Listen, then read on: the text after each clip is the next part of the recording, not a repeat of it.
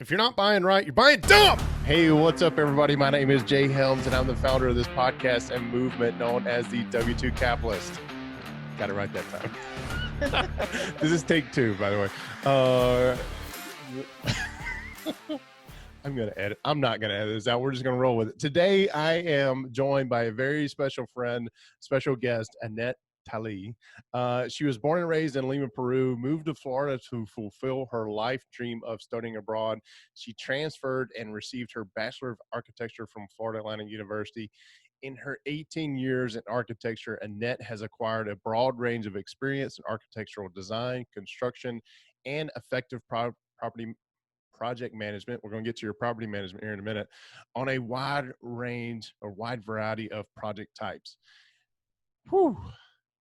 That was just a brief intro, but you do so much more. You're a mom, you're a wife, you have this rental portfolio that you not only manage, but you manage other people's properties. You have a lot of irons in the fire. You lead South Florida Multifamily More Facebook group.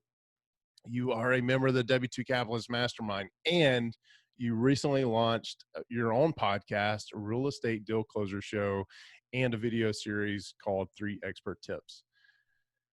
Whew, that's a lot. Annette, welcome to the show. We were just talking about trying to get a bunch of stuff done, right? And you, yes, my friend, you're getting it done. You're getting a lot of stuff done. We actually off camera, or off record button, we were talking about getting laser focused, and something you and I both need to work on. But you've been actively investing since 2013.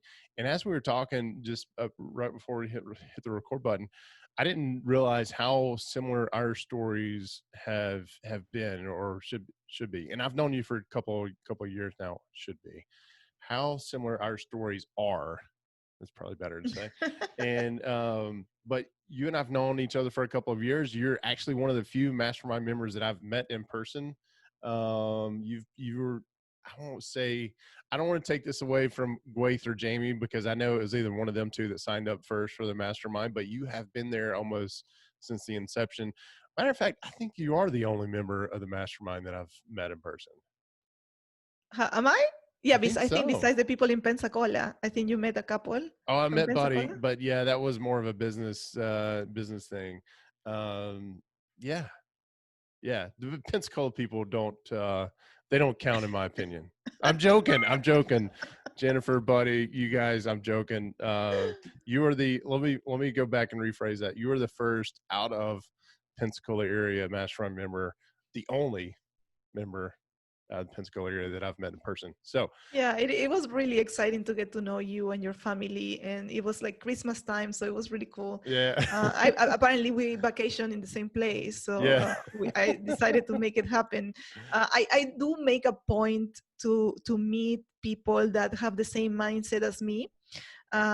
Because I really, you are the 5 people that you associate with. And here in South Florida, I don't have, until I started networking, I didn't have that group of people.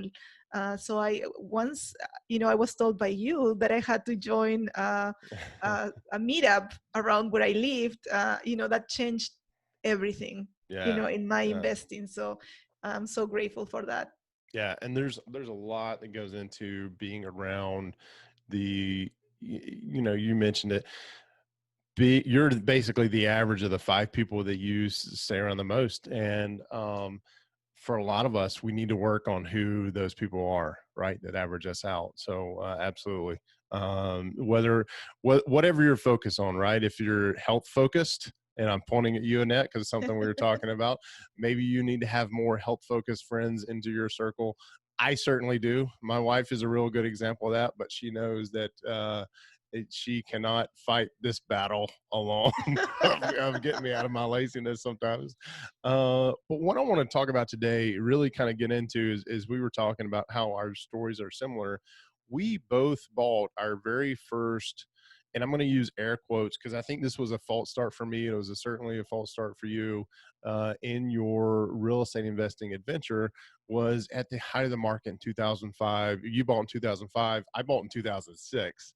So, and how that put a pause on our really real estate investing altogether for another 7, 8 years, right? So Yes. walk us through what happened in as much detail as you want to share, right? In 2005, you guys purchased a condo, but kind of walk us through what your emotions and, you and I were briefly talking about this, how there was a little bit of FOMO there, a fear of missing out a little bit. Yes. So let's talk about that back in 2005, because I think when I look at the market today, having gone through that before, and I'm curious to know your viewpoint on it now, is there's a lot of similarity into where the markets were in 2005 and 2006 to now, right? Which is we're in 2020. But Yeah. walk us through that first purchase back in 2005. Yeah, so we were young and we both had good incomes. We had no kids, so we had no responsibilities. So everybody was buying at the time. Everybody was buying, and then they were selling it a year later, and they were making a big chunk of money, and then they were buying again, and they were using like 3% down or 5% down. And so we kind of were thinking like, 0% down was a thing too. if Then you were I the think, first time buyer, yeah, you could do the 0%. yeah. I So actually, I'm going to interrupt you real quick before I forget this. When I closed on that very first property that I bought in 2006, I walked away 0% down. I didn't put anything down, and I walked away from that closing with a check for like $500. wow. I don't know. I don't remember if we did the 0% down, but we did have two mortgages. We had the first mortgage. Oh yeah, You know what? I might have done you 0, probably did then. 0% down because we had the first mortgage that was the 80%, and then the second one that was the 20. Yep, So yes, I think we did the you had 0%, to. Yeah, and we, yeah. we bought this condo. It was in a beautiful gated community here in South Florida. It was a country club, but we were not required to be members of the country club. So we kind of had this amazing, beautiful condo in a beautiful place, and we were getting married a few months later. So we bought it in December or November of 2004, and then we got married in March. So Ryan was living there for a couple of months before, while we Mm, were renovating and fixing it before I moved in when we got married. And so the reason we bought it was like we were also like, everybody was buying and we wanted to buy. And like I was mentioning, some people said like don't buy in a condo, but they never told us why not buying mm, a condo.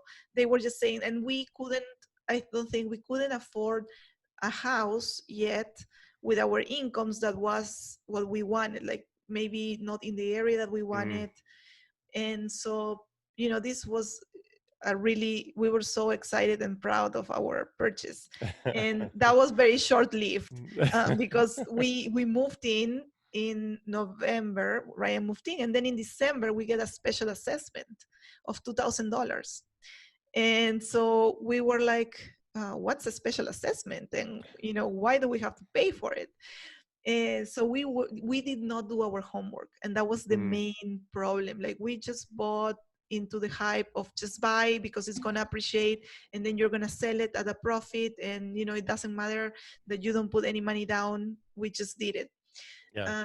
So we basically were paying for damage to roofs caused by the hurricane, or I think it was damages. I don't know if it was roof, but it was damages caused by a previous hurricane. And this information was not disclosed to us before we Mm, closed. One other thing that was not disclosed to us was that we had two HOAs to pay. We had to pay the HOA for the apartment, for the condo, for the and we had to pay an HOA for the main community, the country club, mm-hmm.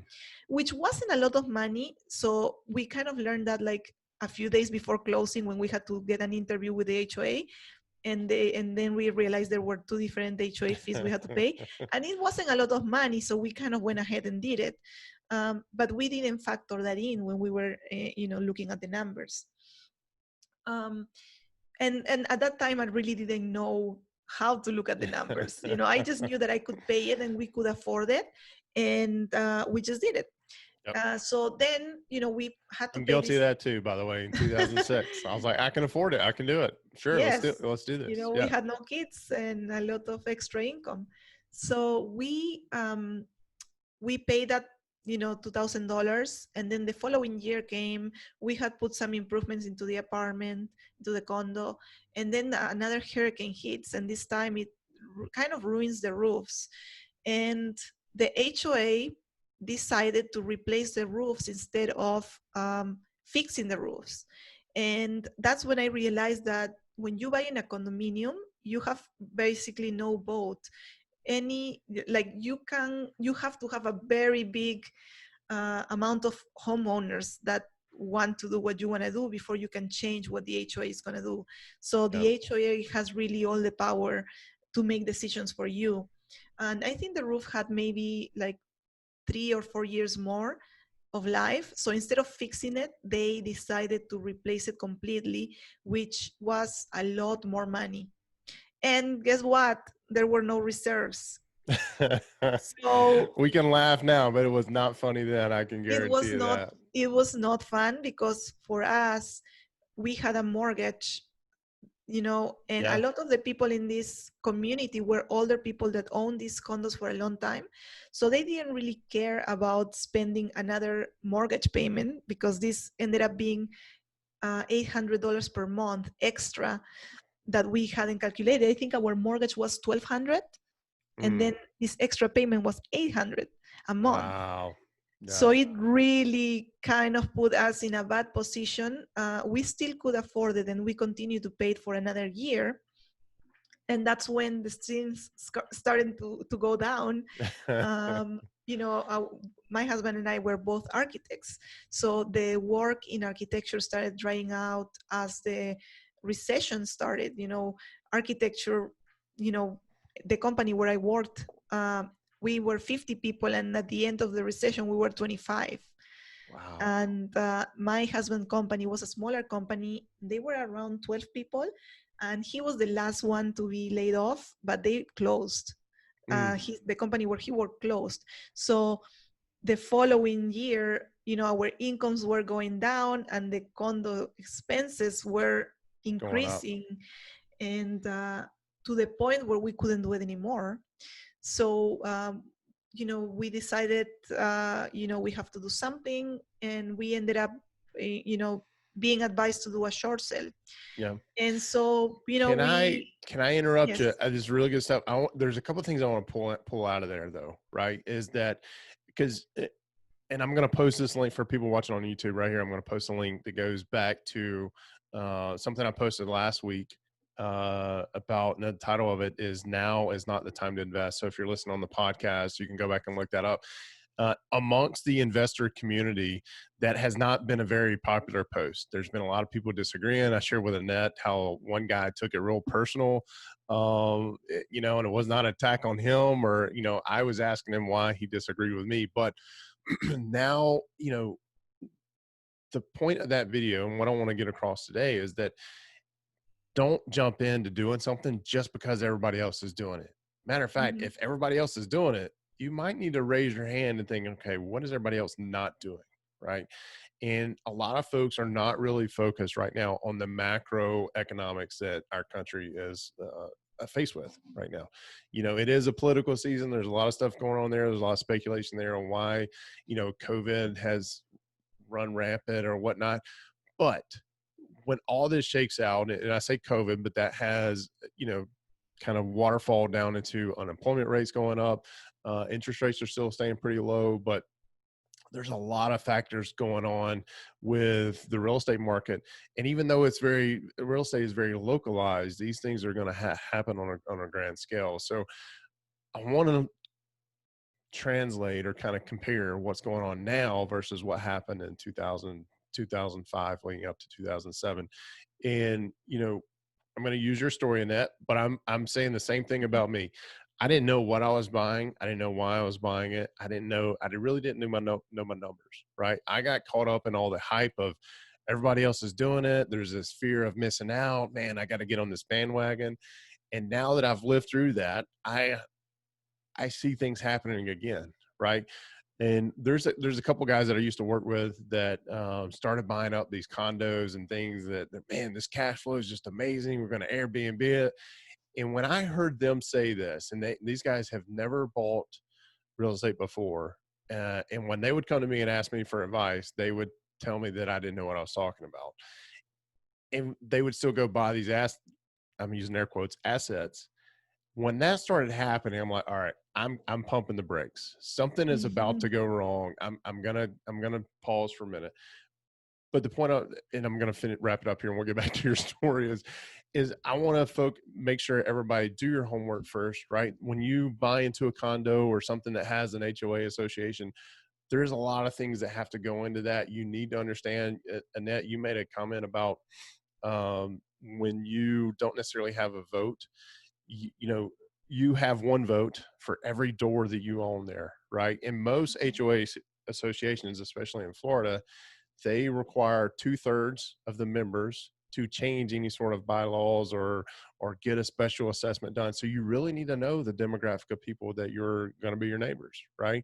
Yeah. And you need to know what that is. I looked at my wife and I, before we started having kids, we looked at a condo too. And that was the first time that I was introduced to two different associations, one for the actual building, but on this property, there was 5 or Many 6 other. communities. Yeah. And so there was two different associations, but in our building, there was one man who owned, and this was a big property, right? He was extremely wealthy. He had to be extremely wealthy guy, but he owned over 25% of the building. But, and then between him and two other owners, they had the 2/3 vote if they needed it. So that right there told us we're going to back away. We're not going to, even though we love the condo, we love the idea, plus the association fees were outrageous. But we just got to think, hey, if this guy wants to do a special assessment to put a He will. pool on the roof, he can. And we have no voting rights. I mean, we have a vote, but it's not when it's us versus 3 other people who are extremely wealthy, right? And just can do Yeah. whatever they wanted to.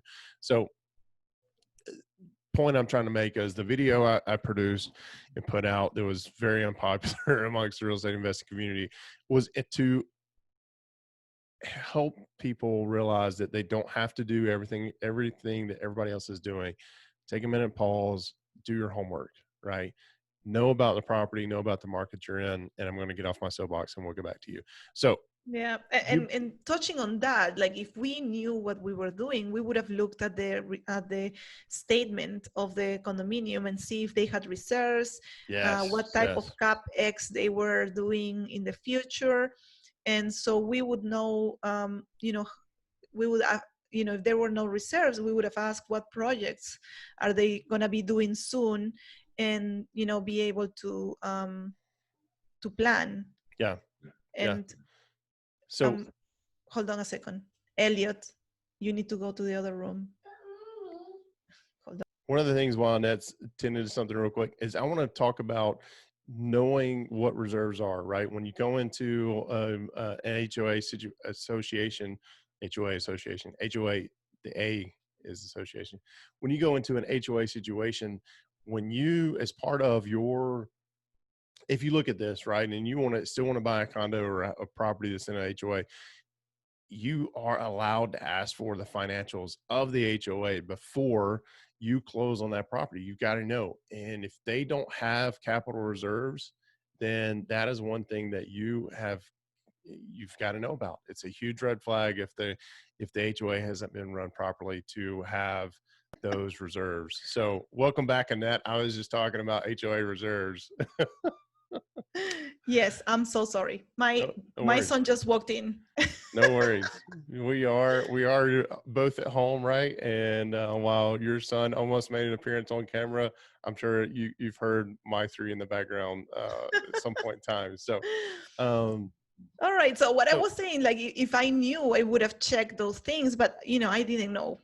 yeah, And so we decided, going back to the story, we decided to do a short sale, and we were one of those small group of people that the bank went after the remainder of the debt. So the short sale, what it is let's say a property is worth 100, and then you short sell it for 50, and then the bank is supposed, or what it was told to us is that the bank would take the other debt and just forgive it. But the bank that we did the loan with was a small credit union, and so they probably couldn't do that, and so they went after us for the remainder of the debt, and so we had to, and we didn't have the money at that point. We were already like, my hours were reduced, my Mm. husband was unemployed, and so we had to file for bankruptcy, which was really tough to do. Wow. We were both really independent, and having to go through that process was not fun. Yeah. Having collectors calling you, and it was really very stressful times. Our marriage was, Put to the test for yeah, sure. put to the test for sure. And so we decided at that point that this would never happen again to us. And the funny thing was that after a lot of soul searching and a lot of what are we going to do now, we were thinking, okay, what type, like we decided we cannot have all our eggs in one basket. And Mm. to us, architecture was that basket, because we were both in the same Mm. career. Even though we were working in different companies, we, like, our income depended on the same industry. Yeah. And so after looking at different ideas on how to get different stream of incomes, we went back to real estate, which was a little bit of the cause of why we had it so bad. But we came with a different mindset of, we are going to learn and we're going to do it right this time. Yeah. So we that's when we decided we were going to be buying rentals. And we started educating ourselves a little bit better. And and we made the pledge that we would never buy a condo ever again. and the thing about condos, and I'm asked this all the time because we live in a beach community. Hey, why don't you buy investment properties, right? And I can never, with the HOA and the insurance and everything that comes along with it, I can never get those to cash flow. But condos are not a cash flow play, right? They are for pure appreciation. I was going to say speculation, because sometimes those two go together. But I think what you're saying is you guys figured out, okay, we're no longer going to focus on appreciation. We're going to focus on cash flow, right? Which is, in my opinion, a smarter move, because that's what we do, and that's what I've been able to exit the W2 world. Sorry, that's fresh on my mind still. I still Yeah, haven't. no, when we bought it, we were kind of just thinking of appreciation, like in a Yeah, year. And actually, we had a period of time where we decided, let's sell, and it was right on the peak. So yeah, the realtor, that it was a realtor from the condominium area, and she mm, was very familiar with the area. So she told us, you can sell it for this amount, and I don't remember the amounts. And we were like, okay, if we can sell it for that amount, awesome. So we put it on the market, and then she came to us like a week later. It's like, no, you cannot get that much. You have to sell it for less. And we're like, you just told us that we could sell it for this. And I think that was a mistake that we did. mm, We should have sold then, and we would have made money, and we wouldn't have gone through everything that happened. So it was a little bit of, you know, we were trying to get as much as possible, or we were a little greedy bit almost. greedy. Yeah, Yeah, yeah, we were a little bit greedy. But I think also we were told by her that we could do more. So our expectations, she gave us yeah, an expectation that wasn't real. I think if she would have told us, you can sell it for this much from the beginning, for the lower amount, we would have probably sold it. But she gave us this expectation a lot higher, and then we were like, no, you just told us, like, let's try yeah, to sell it for that amount. yeah. And then it sat on the market, and then we couldn't sell it, and then everything started going down Down and very down quickly. and down. And so then we were like, we have to sell at whatever amount we can get. Yeah. And So so just a that, note to you realtors out there, if you're listening, set proper expectations for your clientele, especially the young ones who are just married and may not know their ass from a hole in the ground when it comes to properties. And, because and I get you guys get paid per transaction, but you got to do your due diligence and set it up from the very beginning, right? Because if your realtor, Annette, if your realtor would have came to you with that second price the very first time, that would have been your expectation, right? So you guys yeah, would have been okay. yeah, and we So would have made money with that amount as well. yeah, yeah. Um, But you wouldn't but have this but great but experience to talk I about. take total responsibility. Yeah, We should have done our research, and we should have, you know, we just didn't know. Yeah. And, you know, we were just trying to ride the wave that everybody was riding. Yeah. So the second time around, we were a lot more prepared, and we realized that we had to do our homework. And, you know, having a bankruptcy on your credit, it's not fun. You know, you don't have a credit card for a long time. So we focus on building our credit back. And, you know, we had to wait like 6 months to get our first credit card, which was a secure credit card. And so we started saving money like as soon as we could. um, we started living with one income, and any other money that we had, we would save it. And so we started saving and living like with the minimum stuff. Like we wouldn't go out, we would eat at home, cook, take food to work. And, you know, all the luxuries that we were enjoying before, we were just not doing it. We were like focused on saving money and um, getting to the next level, Yeah. to be able to buy property and get to our goals. Yeah. So yeah, it was a lot of work, but it was worth it. Yeah. So mentally, I'm curious on what some of the things that you went through, and then that you and your husband went through, you know, emotionally. How did you guys, what are some of the things that you, The first one was denial. yeah, yeah, yeah. I know This is it's, not happening. well, the reason I would Why ask this is because this happening to I, us? I think there's going to be a lot of people in the next year or so that are going to come back and they're going to find this and like, yeah, this is totally relating to me. I should have listened. But and here's, you know, what I should expect emotionally, what I'm going to go through in the next, I don't know, ever how long it takes to kind of get past the bankruptcy window, right? Of where you can start living somewhat normal again. But Mhm. you know, what are some of the things that y'all went through and that you went through as an individual that to help you get through it, right? um all the like the bad things that we had to go through, or things Not that we necessarily learned. the specifics of the bad thing, but emotionally, you know, what are some of the things that you told yourself, and then how did you come out on the other side of that, right? Okay. Yeah. So, you know, at the beginning, it was like denial, like, why is this happening to Yeah, us? You know, yeah, like we always do the right thing. We are not bad people. You know, why is this happening to us? yeah. And so, you know, after a lot of tears and, you know, blaming ourselves. Yeah.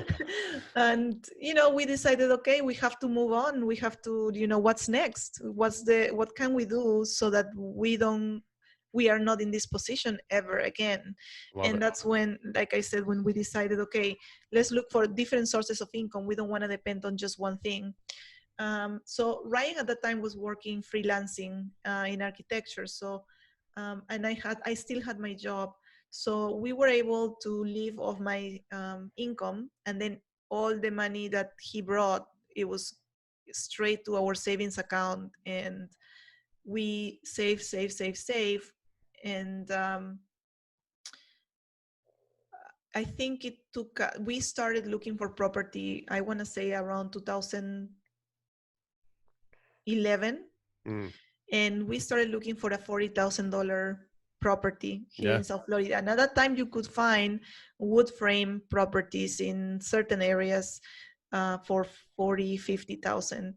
yeah. And they were, you know, total rehabs. And even though we would look at the property and say, oh, you know, we can buy that, we didn't have the money to remodel it. Mm, So we looked for an entire year uh, before we bought a property, and at the same time, um, I started working as a property manager. So then I started acquiring experience in managing properties and how to deal with tenants, and the reason that we kind of pulled the plug and we're like, okay, we're gonna buy a property was because I finally decided, or we decided, we wanted to have kids. So, you know, and it became more urgent because I didn't want to go back to work. mm, I didn't want to keep working full time. And by then Ryan was having, he was working freelancing, but he had a lot of work. You know, things had gotten better already. You know, it's been a couple of years. I don't think they were yet hiring in architecture that much, but things were starting to get better. And so we decided, we've been married for like, at that time it was like 9 years or 8 years, like, it's time to have kids. So, somebody offered me the opportunity, a friend of mine, to manage this property. And I was at the time like 7 months pregnant. And I was like, okay, I'll do it. It was kind of like learning how to do something while being paid. So it was an amazing opportunity. At And seven so, months pregnant? Are you kidding yes, me?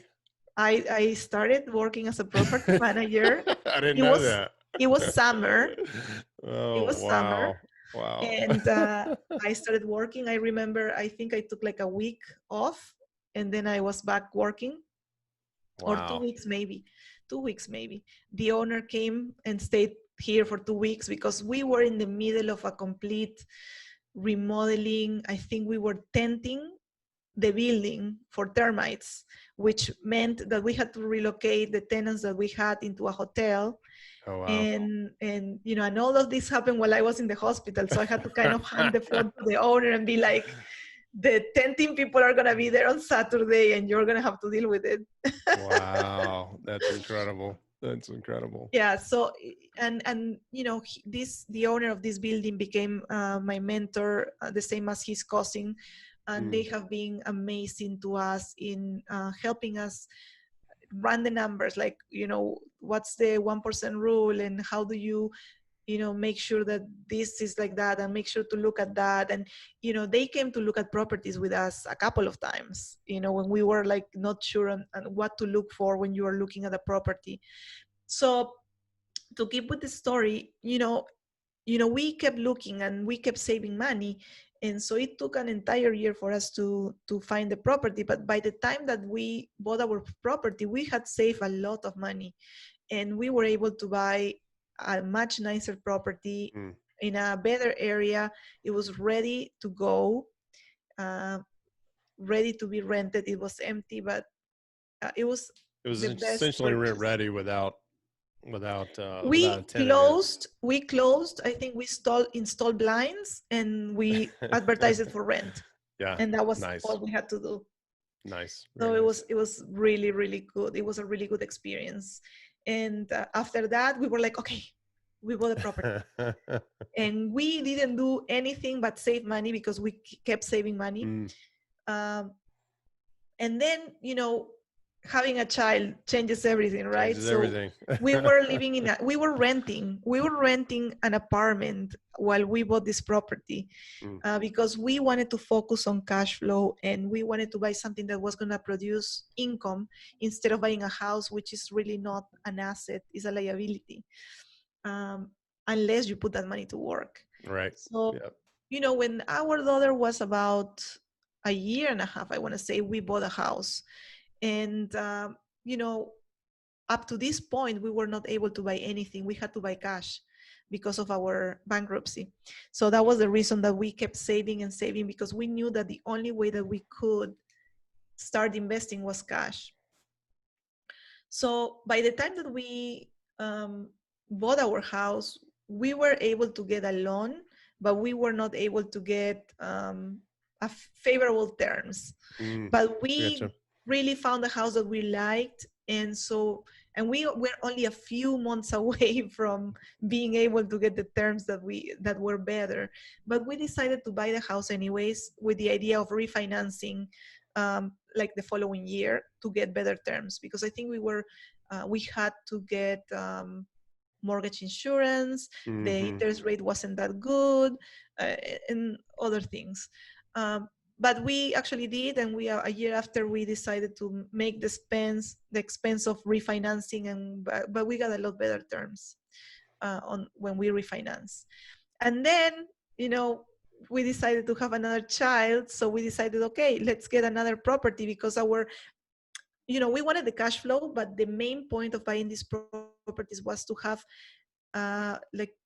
this property for my kids' college education. If they decided to go to college, we could sell the property, or the cash flow of the property was going to pay for college education if they decided to do that.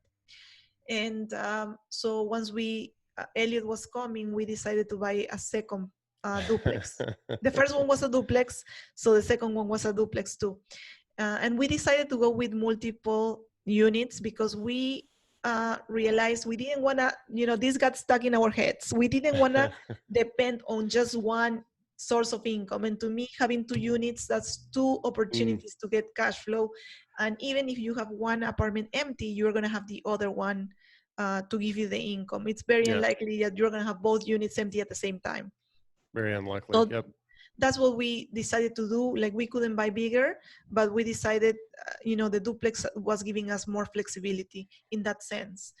So once we bought the second one, on the second one, we were able to get financing. So we were able to just save money to buy the second one with a down payment of 25%. And so, this was probably 4 years after the bankruptcy. And, once I bought the second property, I started to looking for other ways to be able to get to acquire property.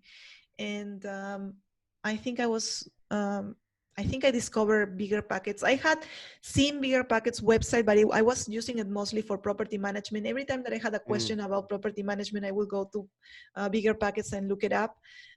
But I saw this webinar, and it was like, acquire your next property before the end of the year or something like that. So I did the webinar, and it got me so excited. And I was like, okay, I'm going to buy my third property. But at that point, I didn't have any more money. I realized that saving the money for a down payment was going to take a long time. And I didn't want to do that. I wanted to accelerate our portfolio, the rate at which we could acquire more property. So I don't know how I stumbled upon HELOCs, which are the home equity line of credit. And at that time, my home had acquired value. We had also done some remodeling to it. So we were at the right time when it was still cheap and it was going up again here in Florida. And so I was able to get a line of credit on my house. So my house, from being a liability to us, became an asset, because now I was taking money out of it and putting it to work. So the third property that we bought was a duplex again. We used the HELOC as down payment for this third property. So this property, we don't have any money into it. So when you're talking about infinite returns, this is the great example, because we didn't use really any of our money. We used the equity on the house, and we used a mortgage. So this property, and the numbers worked. The numbers worked, which was good. I did learn a valuable lesson on this one. On the previous two properties, the taxes didn't go up that much. So my underwriting on the third one, the same. Like, I knew that the taxes were going to go up, but I just underwrote it kind of the same as the other ones. Well, since there was so much growth in Florida, property taxes started going up. So this property, for the last, the first year was cash flowing really nicely, and the second year, the taxes went up. So it's still cash flow, but not as much as when I bought it. So that was a valuable lesson to learn, that you have to plan for the worst case scenario when it comes to taxes, because you don't know if they are going to change it. So very much similar, not very much, but similar to if an HOA wants to do a special assessment or increase the dues, they can put it up to a vote. Taxes are similar to that too, right? Yes. You mentioned Bigger Pockets. I wouldn't be where I'm at today if it wasn't for Bigger Pockets, but I miss the Bigger Pockets of like 2013, 2014. I don't know if it's because I don't know if it's because I've changed so much that platform doesn't appeal to me as much anymore, or if they've changed because there's been some leadership turnover and whatnot. Well, it's so funny like that you mentioned that, because I feel the same way. I loved Bigger Packets, and but I think it just, I don't go to Bigger Packets that often anymore. No, I don't know why.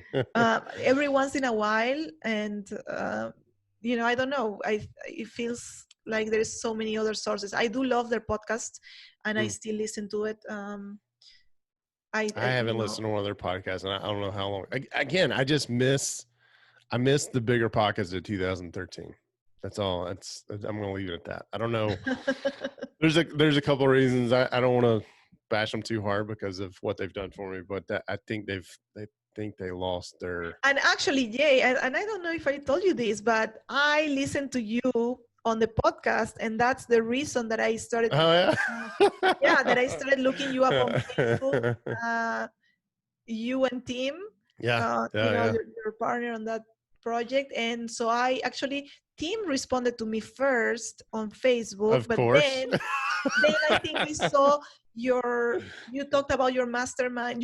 I joined your group on Facebook, and I really like what you were putting out, and then you advertised the mastermind, Yeah. and being a there was a deadline there, and I'm like always about taking advantage of deals, so I Yeah. took the pricing. I think there was going to be Yeah.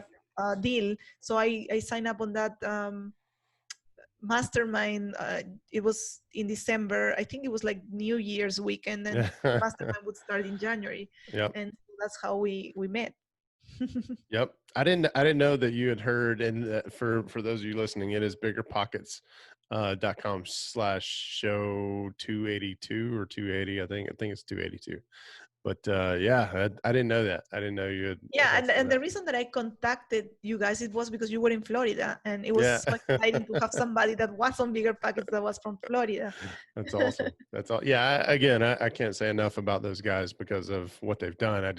I missed the 2013 or missed what it meant to me then. And anyway, it's allowed me to do It was what I'm like a doing. little bit more exclusive, and now it's just all anything and everything. Too many Yeah. branches. And there's a lot of branches out, and I think that I don't know if I want to say this, but I'm going to anyway, I guess. But it seems like the genuine nature of what it used to be has disappeared. Diluted a little bit. But maybe that's because I'm in a different place in life too. So yeah, and I think that to be fair, Bigger Pockets is a little bit more for people that are focusing on single family. And I think when you are focusing on multifamily and larger multifamily, it does not apply, because a lot of the things that they are discussed in the forums are on smaller units and single family, mostly flippers and rehabbers. yeah.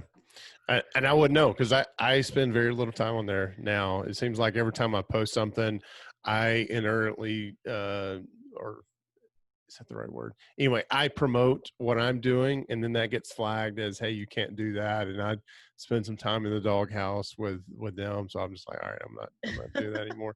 I'm still a member. I still contribute, right? I'm still a middle tier member, silver, which I don't know why I'm not using it. So anyway, I think that's a great segue. You found me on Bigger Pockets, and we now have had this coming up on 2-year relationship. And you and I, full disclosure, we probably should have started with this. We're looking for our first deal to come together on, right, in Florida. I'm handling the Panhandle, North Florida. You're handling whatever that South is Florida. down South Florida. Yeah. Is there a Well, from nickname Jacksonville down. from Jacksonville? Is there a nickname for Jacksonville down or no? I don't know. Central and South Florida, I guess. Okay. All right. So the CNS of Florida, you're focusing on that.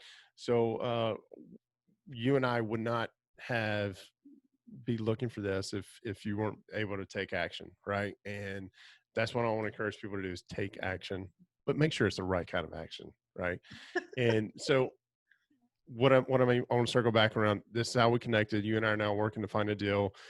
How can people connect with you, right? And that'll be kind of taking us out of here today because I have lost track of time, and I know you've got to go. You've got to go meet a potential investor on a deal there that it sounds like a really good opportunity for you.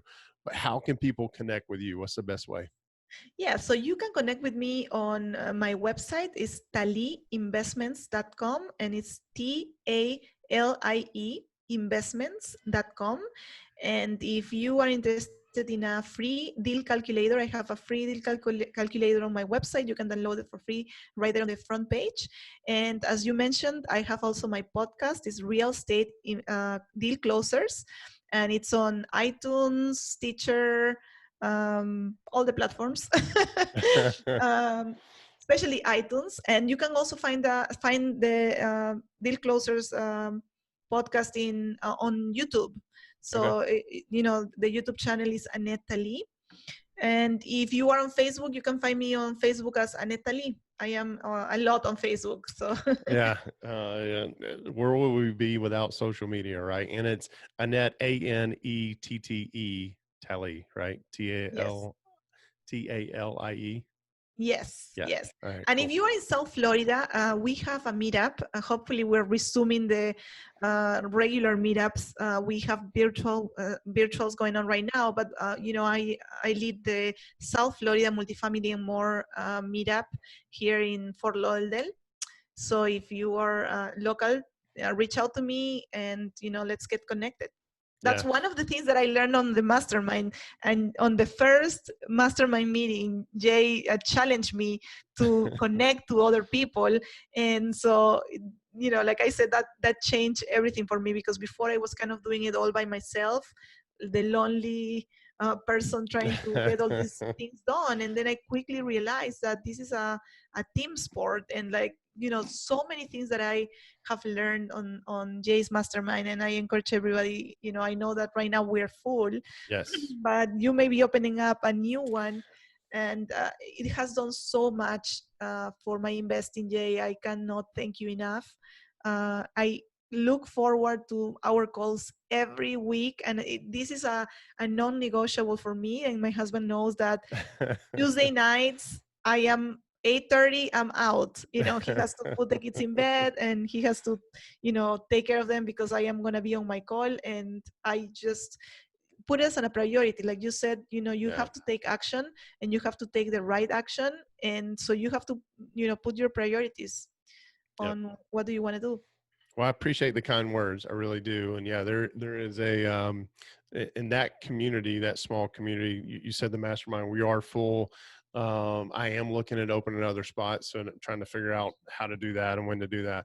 But yeah, right now there's 30 people in there, and there's deals happening. There's relationships being built. I don't know if you saw Cindy's post about how the mastermind checks off like one corner of her vision board, which I don't do. I think you do a vision board, don't you? I Yeah, did, yeah. I've never done one of those, and I don't know. I don't know I what that actually means, did but it digitally. I didn't do, like, I bought everything to do it, like a vision board physical, but I ended up realizing I never had the time to do it and sit down and do it. So I just decided to do it digitally one day, yeah, and I use Canva.